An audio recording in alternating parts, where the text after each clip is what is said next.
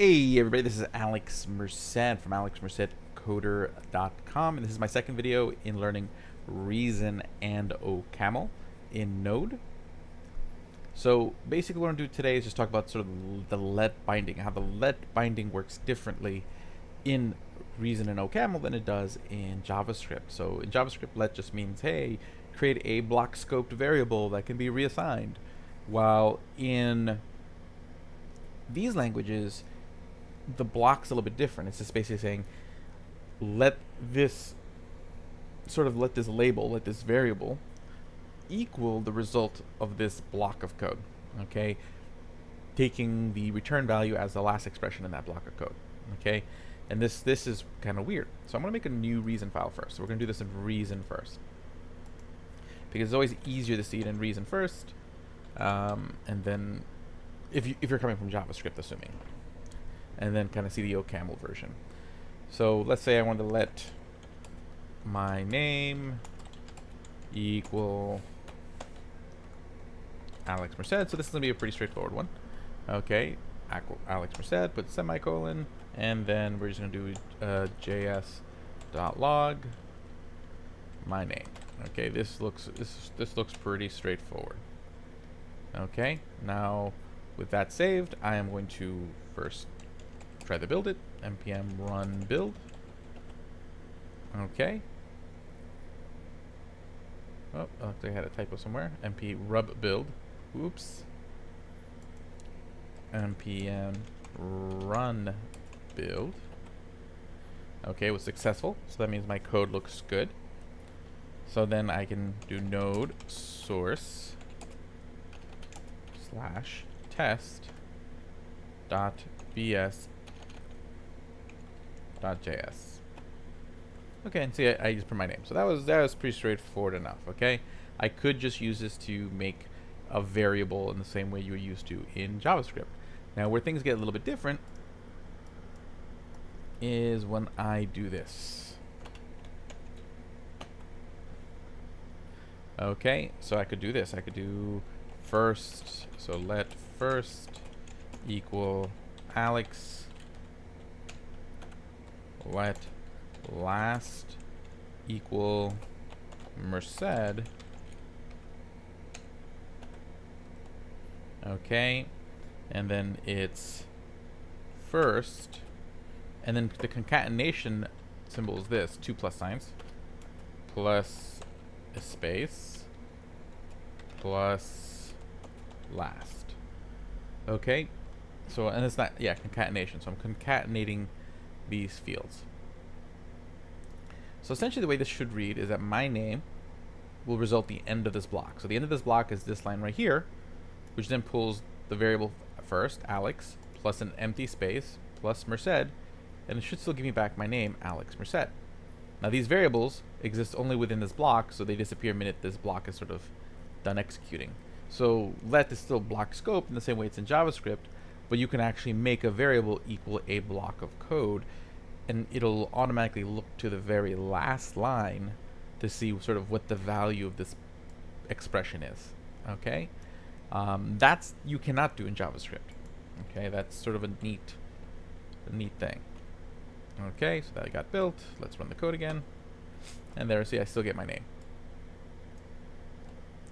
Okay, so it works. So that's, now let's try that in OCaml. This should work the same way in OCaml. The scripts, I mean the docs, are a lot more explicit and a lot more clear as far as how to do things in ReasonML than in OCaml. Let me just show you the docs real quick. So you can see here, see, it goes pretty straightforward, right? Starting with the binding, then with creating types, and all sorts of really good, programming stuff. Now, when you go to the OCaml docs, and again, when you're in the buckle script page, you have to make sure you have the OCaml syntax highlighted. Because if I click this, it'll show you the version for Reason. So you'll beat your head up wondering why it doesn't compile. But it starts off with all this embedded raw JavaScript stuff. And what that relates to is that, again, you're transpiling through JavaScript, but there are times you need JavaScript functions. Like you may want to use a function that only exists in JavaScript, not in OCaml. So what you have to do is you have to like map the function over so that way OCaml can know. So there's all this like syntax for saying, okay, hey, there's a function that exists like this.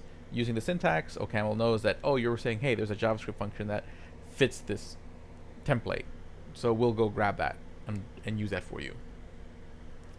That gets a little tricky. I'll let you read that part on your own, but just so you know, basically all that means is that you're just describing the function that already exists using this sort of like raw brackets, and you describe the shape of the function and the name of the function and the parameters of the function. So that way, OCaml knows how to sort of transpile to it. That's basically what's happening there. And this again, this is in OCaml, not Reason. Reason, I don't think you have to necessarily worry about this as much. Like if I do this and I go embedded JavaScript, if I change this to Reason, I mean, I guess you do. There is a Reason version of the syntax, but just be aware that that's a thing. See, in Reason, there isn't a box. This is just purely Reason docs.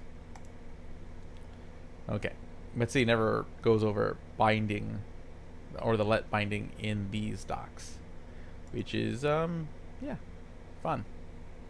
So let's try that out. Let's see if the let binding lets you do the exact same thing. It should. Okay, as far as my experience with OCaml this last couple weeks, that would make sense, but I haven't tried it yet. Okay, so let's go back to our OCaml source. Let's make a new file, test.ml, and let's just do the same thing. Let my name equal,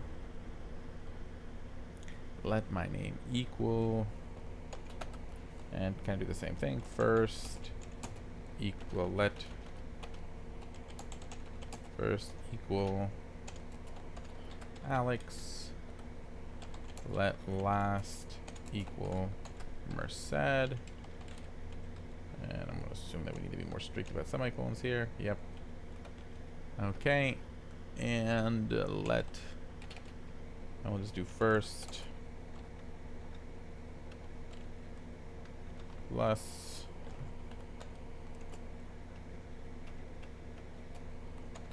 a space plus last semicolon.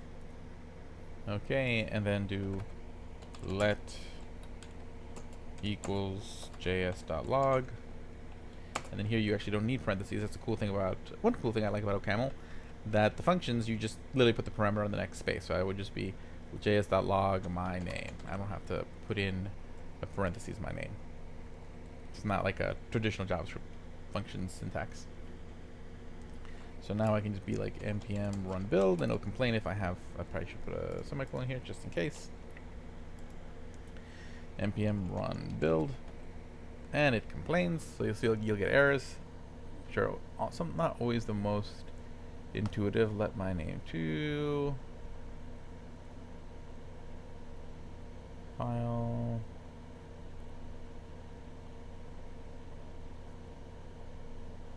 Make world, yeah, so maybe the let binding doesn't work exactly the same way in OCaml, which is probably why it's not in the docs. Okay, but we tried. So this is to confirm that this is just building right in general. I'm going to comment that out. And I'm going to change this to js.log Alex Merced.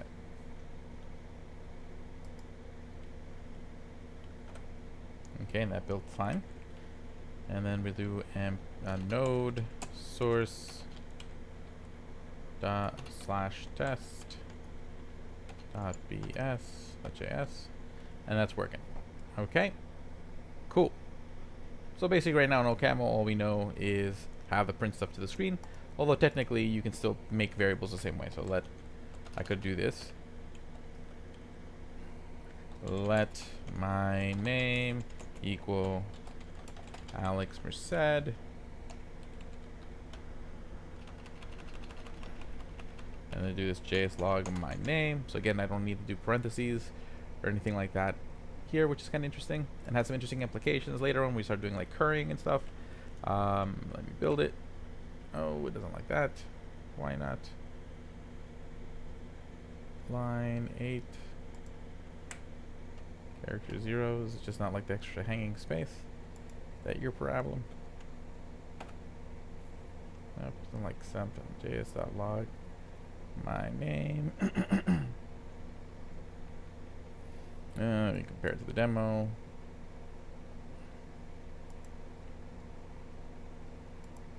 Oh, they didn't have the semicolons. Let me get rid of the semicolons.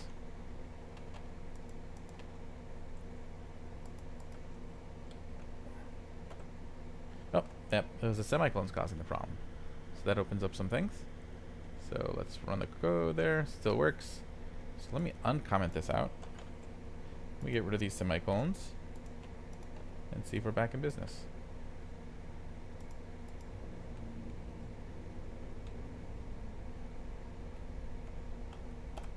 Nope.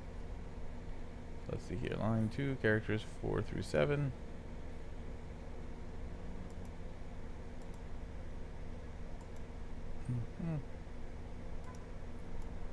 So, yeah, so that block thing doesn't, they don't like that in OCAML apparently. Okay, cool. So I think we've established that. I'll see you guys in the next video.